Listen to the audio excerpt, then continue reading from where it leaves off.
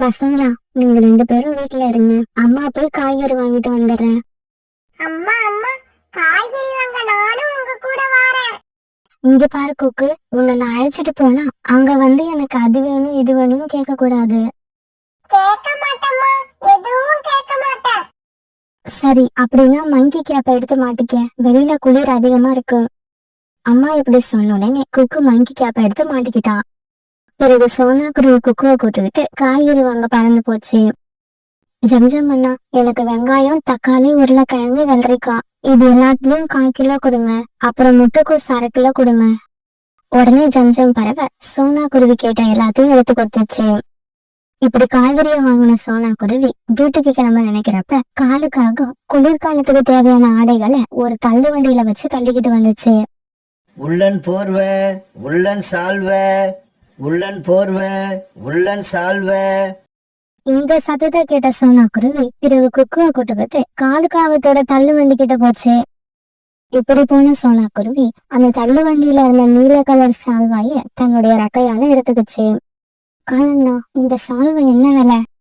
சோனா, அந்த சால்வை ஒரிஜினல் கம்பெனியில தயார் பண்ணது.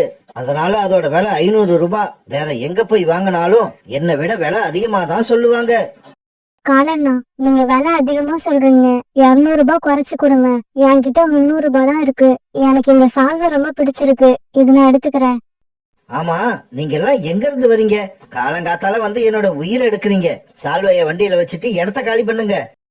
இப்படி சொன்ன காலுக்காகவும் பிறகு சோனா குருவி கையில வச்சிருந்த நீல கலர் சால்வைய கோவமா பிடுங்கிச்சு.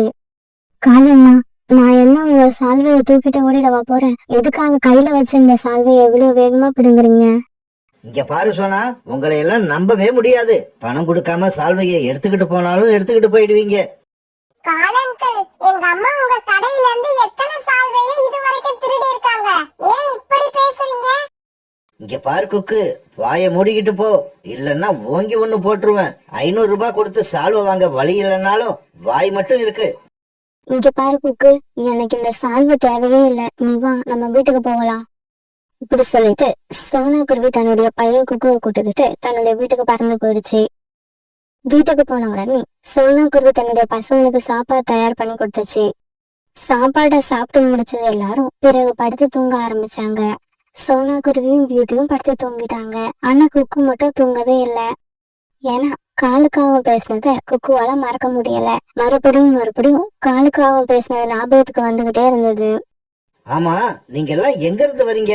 காலங்காத்தால வந்து என்னோட உயிரை எடுக்கிறீங்க. சால்வைய வண்டியில வச்சுட்டு இடத்த காலி பண்ணுங்க. இத நினைச்சு குக்கு அழுதுகிட்டே இருந்தான். மறுநாள் பொழுது விடிஞ்சிச்சு. காலையில கண் வச்ச குக்கு தன்னோட அம்மா கிட்ட எப்படி பேச ஆரம்பிச்சான்.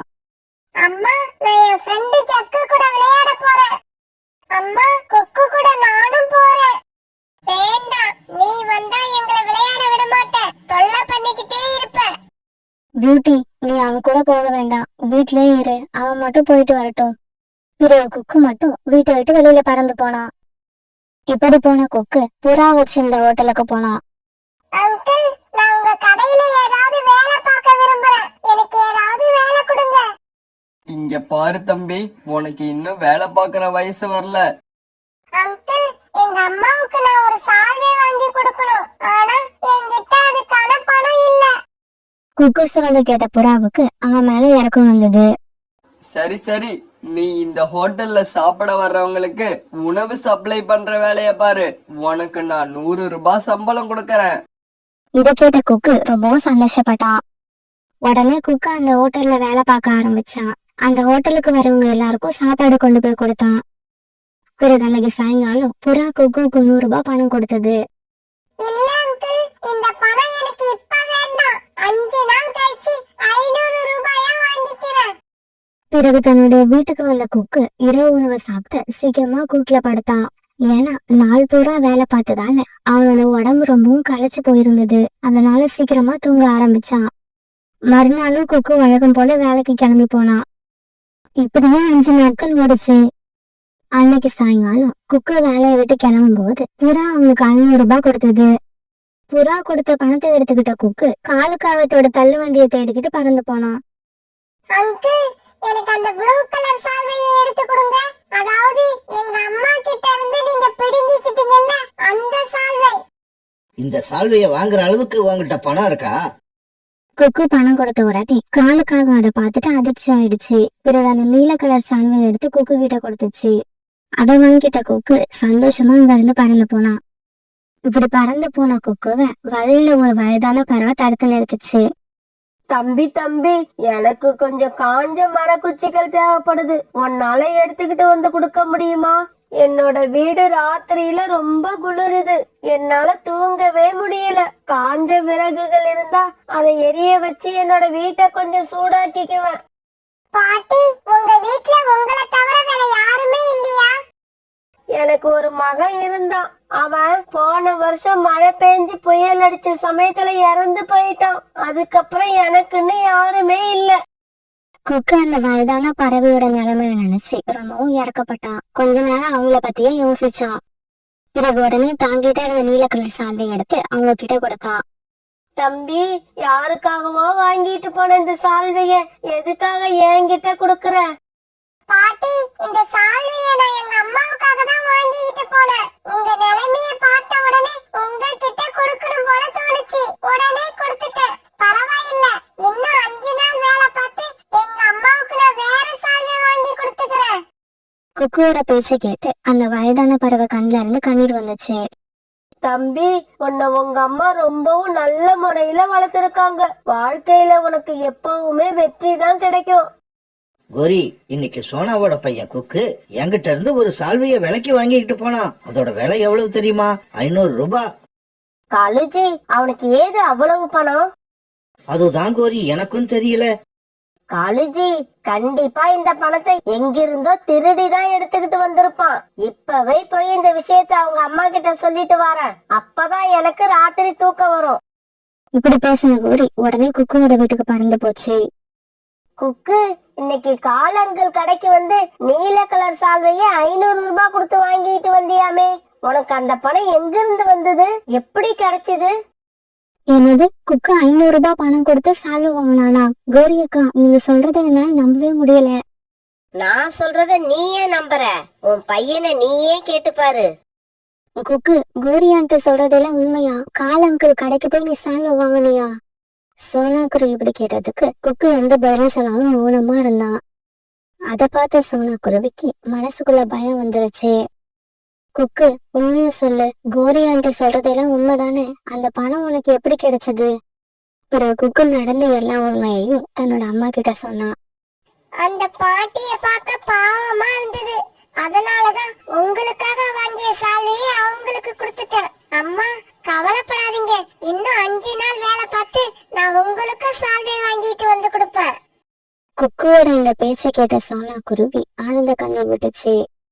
பிறகு குக்கு அப்படியே தூக்கி தன்னோட நெஞ்சோட அணைச்சிக்கிச்சு. குக்கு, உன்னை பெத்ததை நினைச்சு இப்ப நான் ரொம்ப பெருமைப்படுறேன். என்னது, பெருமைப்படுறியா? உனக்காக வாங்கிட்டு வந்த சால்வைய உனக்கு கொடுக்காம வழியில யார்கிட்டயோ தாரவாத்து கொடுத்துட்டு வந்திருக்கான். அவனை இழுத்து போட்டு 4 அடி அடிக்காம அவனை இடுப்புல தூக்கி வச்சு கொஞ்சிக்கிட்டு இருக்க. கோரி அக்கா, உங்களை மாதிரியே எல்லாரும் இருக்கிறது இல்ல. பொண்ணும் பொருளும் கிடைச்சாதான் உங்களுக்கு எல்லாம் சந்தோஷமும் நிம்மதியும் கிடைக்கும். ஆனா எங்களுக்கு அப்படி இல்ல. மத்தவங்களுக்கு உதவி செய்யறதுல அதை விட அதிக சந்தோஷம் கிடைக்கும். என்னவோ போ, நான் நினைச்சது ஒண்ணு, இங்க வந்து பார்த்தா நடக்கிறது ஒண்ணு. இந்த விஷயத்த வந்து உன்கிட்ட சொன்னா உங்க வீட்ல பெரிய சண்டையே நடக்கும்னு நினைச்சேன். கடைசியில பார்த்தா சப்புன்னு போயிடுச்சு. இப்படி சொன்ன கோரிக்காகும் அங்கிருந்து ஏமாற்றத்தோட தன்னோட வீட்டுக்கு பறந்து போச்சு. குக்கு, நீ இன்னைக்கு செஞ்ச காரியத்தால அம்மா ரொம்ப சந்தோஷமா இருக்க. நீ அந்த சால்விய வயதான பாட்டிக்கு கொடுத்துட்டு வந்ததுல தப்பே இல்ல. அவங்க கேட்டும் அவங்க கிட்ட அதை கொடுக்காம எனக்காக நீ எடுத்துட்டு வந்திருந்தாதான் தப்பு. ஒரு பெரிய அடர்ந்த காட்டுல மின்மினியும் கண்மணியும் தங்களோட அப்பா அம்மா சோனா குருவி மற்றும் ராணா குருவியோட சந்தோஷமா வாழ்ந்து வந்தாங்க. சோனாவும் ராணாவும் தங்களோட குழந்தைங்க மேல ரொம்ப அன்பா இருந்தாங்க. நிறைய கவனம் செலுத்தினாங்க. மின்மினியும் கண்மணியும் அம்மா அப்பாவை பிரிஞ்சு ஒரு நிமிஷம் கூட இருக்க மாட்டாங்க. சோனா குருவியும் ராணா குருவியும் கூட அதே நிலைமையில தான் இருந்தாங்க. ராணா குருவி அன்னைக்கு தன்னோட சிறு வயசு நண்பன் காலுக்காகத்தை பார்க்க அவங்க வீட்டுக்கு கிளம்பிக்கிட்டு இருந்தது. ராணா குருவி தன்னோட குழந்தைங்களோட ஆசை ஒவ்வொன்னையும் உடனே நிறைவேற்றி வச்சிடும். அதனால குழந்தைங்க மின்மினியும் கண்மணியும் ரொம்ப சந்தோஷமா வளர்ந்தாங்க. பசங்களா சீக்கிரம் கிளம்புங்க, என் நண்பன் காலு வீட்டுக்கு போகணும். இப்பவே ரொம்ப லேட் ஆயிடுச்சு. அப்பா அப்பா நாங்க கிளம்பிட்டோம். அம்மா தான் இன்னும் கிளம்பல. அம்மா இன்னும் மேக்கப் தான் பண்ணிட்டு இருக்காங்க. இந்த சோனாவுக்கு வெளியில கிளம்ப எவ்வளவு நேரம் தான் தேவைப்படும்? சோனா, என்னதான் பண்ற? தயாராயிட்டியா இல்லையா? எல்லாம் முடிஞ்சதுங்க. இதோ ஒரு நிமிஷத்துல வந்துடுவேன். நீ ஒரு நிமிஷம்னு சொல்லியே இப்ப 1 மணி நேரம் ஆக போகுது. வந்துட்டேன். கிளம்புங்க இப்ப. பிறகு இவங்க எல்லாரும் தங்களோட கார்ல உட்காந்து காலுக்காக வீட்டுக்கு கிளம்பி போனாங்க. ரொம்ப நாளைக்கு அப்புறம் அம்மா அப்பா கூட கார்ல வெளியில போறதால மின்மினியும் கண்மணியும் ரொம்ப சந்தோஷமா இருந்தாங்க. ஆனா பாவம், இவங்க சந்தோஷம் ரொம்ப நேரம் நீடிக்கல. எதிர் திசையில இருந்து வந்த பஸ் ஒண்ணு இவங்க கார் மேல நேருக்கு நேரா மோத அந்த இடத்துலயே சோனா குருவியும் ராணா குருவியும் இறந்து போயிடுறாங்க.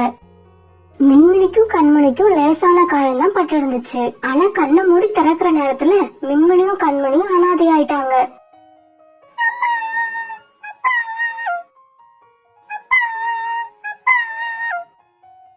குழந்தைங்களா, அழாதீங்க. உங்களோட காலு பெரியப்பா இன்னும் உயிரோட தான் இருக்கேன். இந்த பெரியப்பா உயிரோட இருக்கிற வரைக்கும் நீங்க எதுக்காகவும் அழவே கூடாது. எனக்கு ஏற்கனவே ஒரு குழந்தை தான் இருந்தது. இப்ப உங்களையும் சேர்த்து எனக்கு 3 குழந்தைங்க. காலுக்காக மின்மினி கண்மணி இவங்க 2 பேரையும் தன்னோட வீட்டுக்கு அழைச்சுக்கிட்டு போச்சு. அங்க போய் தன்னோட மனைவி கோரிக்காகத்துக்கிட்ட இப்படி சொல்லுச்சு. கோரி, இவங்க 2 பேரும் என் நண்பர் ராணாவோட குழந்தைங்க. ராணாவை என் தம்பி மாதிரி நினைச்சேன். பாவம், இப்ப இந்த உலகத்துல ராணாவும் இல்ல, அவன் மனைவி சோனாவும் இல்ல. அதனால இப்ப இந்த 2 குழந்தைகளுக்கும் நம்மளை விட்டா வேற யாரும் இல்ல. இவங்களை நல்ல முறையில நாம தான் வளர்த்தாகணும். கோரிக்கு அந்த குழந்தைங்களை பார்க்க எரிச்சலா இருந்தது. காலுக்காகத்துக்கு மெதுவா கண்ணை காட்டி பக்கத்து ரூமுக்கு அழைச்சுக்கிட்டு போச்சு. காலேஜி, இது என்ன வீடா இல்ல அனாத ஆசிரமமா? எதுக்கு அவங்க இங்க அழைச்சிட்டு வந்தீங்க? இங்க பாருங்க, எனக்கு சுத்தியில வச்சு பேச தெரியாது. நேராவே சொல்றேன், என்னால இவங்களை வளர்க்க முடியாது. எனக்கும் ஒரு பையன் இருக்கான். நான் அவனை பாப்பனா இல்ல இவங்கள பாப்பனா? என்ன கோரி இப்படி பேசுற? அம்மாவையும் அப்பாவையும் ஒரே சமயத்துல இழந்துட்டு நிக்கிற அந்த குழந்தைங்க முகத்தை பார்த்தா உனக்கு பாவமா தெரியலையா? எனக்கு பாவமா தெரியல, பாரமா தெரியுது. உங்களுக்கு பாவமா தெரிஞ்சா நீங்களே வளர்த்துக்குங்க. கோரி இப்படி பேசுனதை கேட்ட காலுக்கு பயங்கர கோபம் வந்துடுச்சு. கோரி, அவங்க 2 பேரையும் நான் வளர்க்கறதா முடிவு பண்ணிட்டேன். என் முடிவுக்கு நீ கட்டுப்பட்டு தான் ஆகணும். காலு இப்படி கோபத்துல கத்த கோரி எதுவும் பேசாம சைலண்ட் ஆயிடுச்சு. அதுக்கு காரணம் கோரிக்காகத்துக்கும் காலுக்காகத்துக்கும் கல்யாணம் நடந்த அன்னைக்கு கோரியோட அம்மா கோரிக்கு பண்ணின அட்வைஸ் தான். கோரி, இது வரைக்கும் நம்ம வீட்டுல உன்னோட ராஜ்யம் தான் நடந்துகிட்டு இருந்துச்சு. போற இடத்துலயே அப்படியே இருக்கணும்னு நினைக்காத. உன்னோட கோபத்தை எல்லாம் குறைச்சிக்க. மாப்பிள்ளைய பார்த்தா ரொம்ப அமைதியானவரா தெரியுது. அமைதியானவங்களுக்கு கோபம் வந்தா நம்மளால தாங்க முடியாது. அதனால மாப்பிள்ளைக்கு கோபம் வராப்பல நடந்துக்காத. கோரி, நான் கொஞ்சம் வேலைய ரொம்ப தூரம் போக வேண்டியிருக்கு. வர்றதுக்கு 1 மாசம் ஆகும். மின்மினி கண்மணிய பத்திரமா பாத்துக்க. ஏன்னா அவங்களுக்கு நம்மளை விட்டா வேற யாரும் இல்ல. தெரியுது. அதே மாதிரி நம்ம குழந்தை ஜக்கு மேலயும் கொஞ்சம் பாசம் வைக்க கத்துக்குங்க. கோரி, குழந்தைங்களை பிரிச்சு பாக்குறது நீதான். என்னை பொறுத்த வரைக்கும் எனக்கு 3 பேரும் ஒண்ணுதான். அப்புறம் இந்த பணத்தை வச்சுக்க. 3 பேரையும் இந்த மாசம் ஸ்கூல்ல சேர்த்துடு. அவங்க 3 பேரும் ஒன்னா போயிட்டு ஒன்னாவே வரட்டும். இப்படி சொன்ன காலு வேலைக்காக வெளியூருக்கு கிளம்பி போச்சு. இதுங்களுக்கு சோறு போட்டு வளர்க்கறது பத்தாதான், ஸ்கூல்ல வேலை சேர்க்கணுமா? இந்த மனுஷனுக்கு என்ன பைத்தியமா புடிச்சு போச்சு? இப்படியே செலவு பண்ணிட்டு இருந்தா என் நிலைமை என் பையன் நிலைமை என்ன ஆகுறது? இந்த பணத்தை இப்படியே வச்சுக்கிட்டா நமக்கும் நம்ம பையன் ஜக்குக்கும் ஆகும். மின்மினி கண்மணி 2 பேருக்கு என்ன மகாராணின்னு நினைப்பா? எழுந்திருங்க சீக்கிரம். இது ஒண்ணும் உங்க அப்பா வீடு இல்ல இஷ்டத்துக்கு தூங்கறதுக்கு. எழுந்திருச்சு வேலைய பாருங்க. ராத்திரி உபயோகிச்ச பாத்திரம் எல்லாம் கிடக்கு, அத சுத்தம் பண்ணிட்டு சாப்பாட ரெடி பண்ணு. கண்மணி, நீ வீட்டை எல்லாம் சுத்தம் பண்ணு. இங்க பாரு, சுத்தம் பண்றப்ப கவனமா பண்ணணும். ஏதாவது குப்பை இருந்துச்சு உங்க நிலைமை ரொம்ப மோசமாயிடும். இப்படி சொன்ன கோரிக்காகும் 2 பேரையும் வச்சு ரொம்ப வேலை வாங்குச்சு. அவங்களுக்கு ஓய்வும் கொடுக்கல. ஒரு வேலை முடிஞ்சா அடுத்த வேலை, அந்த வேலையும் முடிஞ்சா அதுக்கும் அடுத்த வேலை, இப்படி வேலை கொடுத்துக்கிட்டே இருந்துச்சு. பாவம் மின்மினியும் கண்மணியும் ரொம்ப களைச்சு போனாங்க. இவங்க செய்யற வேலையில ஏதாவது தப்பு கண்டுபிடிச்சா பெரம்பு குச்சியை எடுத்து அடிக்கவும் செய்யும். கோரிக்காக அவங்களை இப்படி நல்லா வேலை வாங்கினா கூட அவங்களுக்கு நல்ல சாப்பாடு போடாது. முதல் நாள் மீந்து போன ரொட்டி, சாதம் இப்படி இவைகளை தான் கொடுக்கும். எனக்கு இந்த உணவு பிடிக்கவே இல்ல, நல்லாவும் இல்ல. அதுக்காக நம்ம என்ன செய்ய முடியும்? சாப்பாடு நல்லா இல்லைன்னு சொன்னா பெரியம்மா நம்மள வீட்டை விட்டு அனுப்பிடுவாங்க. அப்படி அனுப்புனா நம்ம எங்க போறது? அதனால பெரியப்பா வர வரைக்கும் எல்லாத்தையும் தாங்கிக்கிட்டு தான் இருக்கணும். இப்படியே சில நாட்கள் நகர்ந்துச்சு. மின்மினி, கண்மணி, ஜக்கு இவங்க 3 பேரும் ஸ்கூல்ல சேர்க்க வேண்டிய நாளும் வந்துச்சு. ஆனா கோரி ஜக்குவை மட்டும் அழைச்சுக்கிட்டு போய் ஸ்கூல்ல அட்மிஷன் போட்டுட்டு வந்துச்சு. வீட்டுக்கு வரப்ப ஜக்கு ஸ்கூலுக்கு போக தேவையான பொருட்களையும் வாங்கி வந்துச்சு. மின்மினியும் கண்மணியும் அந்த பொருட்களை எல்லாம் ஏக்கமா பார்த்தாங்களே தவிர ஒரு வார்த்தை கூட பேசல. அம்மா அம்மா, அப்பா அந்த 2 அக்காவையும் ஸ்கூல்ல சேர்க்க சொல்லி தானே நிறைய பணம் கொடுத்துட்டு போனாங்க. அப்புறம் ஏமா நீ அவங்கள ஸ்கூல்ல சேர்க்கவே இல்ல? ஜக்கு, நீ சின்ன பையன், அதனால அதிக பிரசங்கித்தனமா எதுவும் பேசக்கூடாது. வயதுக்கு மீறிய வேலைகளை செஞ்சதாலையும் சரியா சாப்பிடாத காரணத்தாலையும் அப்புறம் கோரியால ஏற்பட்ட மன உளைச்சலாலையும் மின்மினிக்கும் கண்மணிக்கும் ஜுரமே வந்துடுச்சு. அப்ப கூட கோரி அவங்கள என்ன ஏதுன்னு கண்டுக்கவே இல்ல. மின்மினியும் கண்மணியும் ஒரு ரூமுக்குள்ளேயே முடங்கி கிடந்தாங்க. அப்புறம் ஒரு நாள் காலுக்காக திரும்பி வந்துச்சு. பசங்க 3 பேரையும் பாக்குற ஆசையில அது நேரா ஸ்கூலுக்கே போச்சு. அப்பதான் காலுவுக்கு தெரிஞ்சது மின்மினி, கண்மணி இவங்க 2 பேரையும் ஸ்கூல்ல கோரி சேர்க்கவே இல்லைன்னு. ஜக்கு, என்ன நீ மட்டும் வர? மின்மினியும் கண்மணியும் எங்க? அப்பா, அவங்க எப்படி ஸ்கூலுக்கு வர முடியும்? அம்மா தான் அவங்கள ஸ்கூல்ல சேர்க்கவே இல்லையே. ஸ்கூல்ல சேர்க்கவே இல்லையா? ஏன்? அப்பா, அம்மா அவங்க 2 பேரையும் தான் வீட்டு வேலையெல்லாம் செய்ய வைக்கிறாங்க. அந்த அக்கா 2 பேரும் பாவம். அம்மா அவங்களுக்கு சரியான சாப்பாடு கூட கொடுக்கறது இல்ல. ஒரு சின்ன தப்பு பண்ணனா கூட அம்மா அந்த 2 அக்காவையும் குச்சி எடுத்து அடின்னு அடிக்கிறாங்க. இதையெல்லாம் கேள்விப்பட்ட காலு ரொம்ப சோகமாயிடுச்சு. நேரா வீட்டுக்கு போய் கண்மணியையும் மின்மினியையும் பார்த்துச்சு. 2 பேரையும் தொட்டு பார்த்த காலு அவங்களுக்கு ரொம்ப ஜுரம் இருக்கிறத தெரிஞ்சுக்கிச்சு. கண்மணி, ஏன் 2 பேரும் இவ்வளவு ஜுரத்தோட வீட்லயே இருக்கீங்க? உங்களுக்கு ஜுரம் இருக்குன்னு பெரியம்மா கிட்ட சொன்னீங்களா இல்லையா? பெரியப்பா கிட்ட ஹாஸ்பிடல் அழைச்சிட்டு போங்கன்னு சொல்லுவோம். இன்னைக்கு போகலாம், நாளைக்கு போகலாம்னு சொல்லுவாங்க. ஆனா இப்ப வரைக்கும் அழைச்சிட்டே போகல. இப்ப அங்க கோரியும் வந்தது. கோரிய பார்த்த காலுவுக்கு ரொம்ப கோபம் வந்தது. கோரி, நீ மோசமானவன்னு எனக்கு தெரியும், ஆனா இவ்வளவு கேவலமானவன்னு எனக்கு தெரியாது. இதுக்கப்புறம் இந்த குழந்தைங்களை இங்க நான் விட்டு வச்சா நீ அவங்கள கொன்னாலும் கொன்னுடுவ. இப்படி பேசின காலுக்காக மின்மினியையும் கண்மணியையும் அழைச்சுக்கிட்டு டாக்டர் கிட்ட போச்சு. டாக்டர் கிட்ட காமிச்சு தேவையான மருந்து மாத்திரைகளை வாங்கிச்சு காலுக்காகும். கண்மணியையும் மின்மணியும் அழைச்சிட்டு வந்த காலுக்காகவும் வீட்டுக்கு வராம ஸ்கூலுக்கு போச்சு. இப்படி ஸ்கூலுக்கு போன காலுக்காகவும் அவங்க 2 பேரையும் ஸ்கூல்ல சேர்த்தது. அப்படியே அங்க இருந்த ஹாஸ்டல்லயும் சேர்த்துடுச்சு. சார், என் குழந்தைகளை நீங்க பாதுகாப்பாவும் அன்பாவும் பாத்துப்பீங்கன்னு நம்பிதான் ஹாஸ்டல்ல சேர்க்கிறேன். அவங்களுக்கு இங்க எந்த குறையும் இருக்க கூடாது. எவ்வளவு செலவானாலும் பிரச்சனை இல்ல. என் குழந்தைங்க சந்தோஷமா இருக்கணும், நல்லா படிக்கணும். உங்க குழந்தைகளை பத்தி நீங்க கவலைப்பட தேவையில்லை. நாங்க இங்க உங்க குழந்தைகளை ரொம்ப அன்பாவும் பாதுகாப்பாவும் கவனிச்சுப்போம்.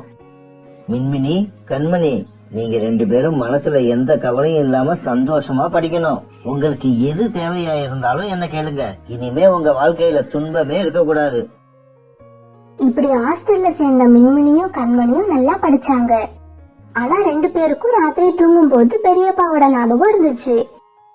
காலும் அடிக்கடி கண்மணி, மின்மினிய பத்தி நினைச்சுக்கிட்டே இருந்துச்சு. இப்ப எல்லாம் கோரியும் ரொம்ப வருத்தமாவே இருந்தது. அதுக்கு காரணம் காலுக்காக கோரி கிட்ட பேசுறதே கிடையாது, கோரி முகத்தை பாக்குறதும் கிடையாது. இப்படியே சில நாட்கள் நகர்ந்துச்சு. காலுக்காகவும் சக்குவை அழைச்சுக்கிட்டு மாதம் ஒரு தடவை கண்மணியையும் மின்மணியும் பார்க்க போகும். அப்படி போறப்ப அவங்களுக்கு தேவையான எல்லா பொருட்களையும் வாங்கிக்கிட்டு போகும். ஜக்குவை பார்த்து அவங்க ஜக்கு கூட ரொம்ப நேரம் விளையாடுவாங்க. இவங்க இப்படி ஒத்துமையா விளையாடுறத பாக்குற காலுவோட கண்ணுல ஆனந்த கண்ணீர் வந்துகிட்டே இருக்கும்.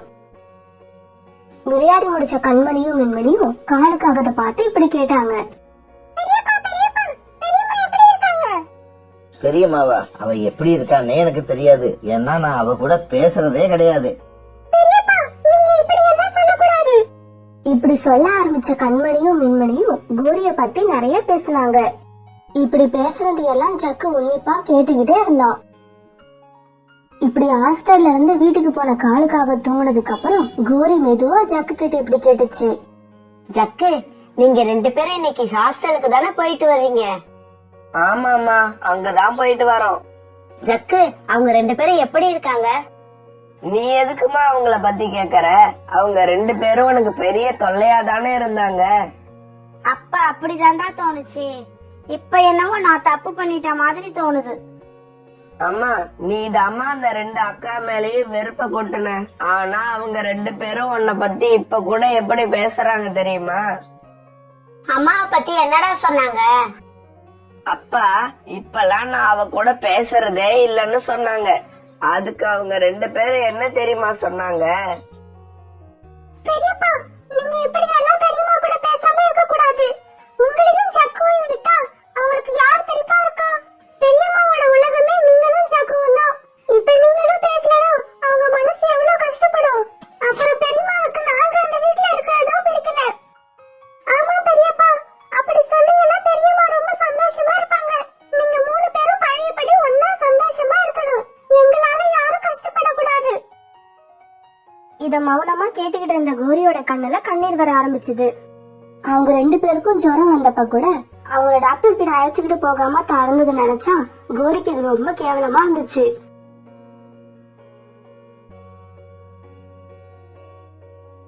ராத்திரி பூரா இப்படி தூங்காம இருந்த கோரிக்காகவும் மறுநாள் காலையில ஜக்குவை அழைச்சுக்கிட்டு அந்த ஹாஸ்டலுக்கு போச்சு.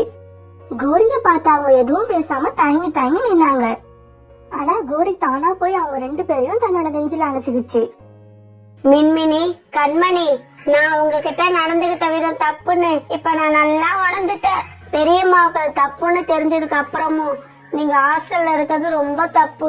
உடனே கிளம்புங்க நம்ம வீட்டுக்கு. இனிமே நீங்க இந்த ஹாஸ்டல்ல இருக்க கூடாது.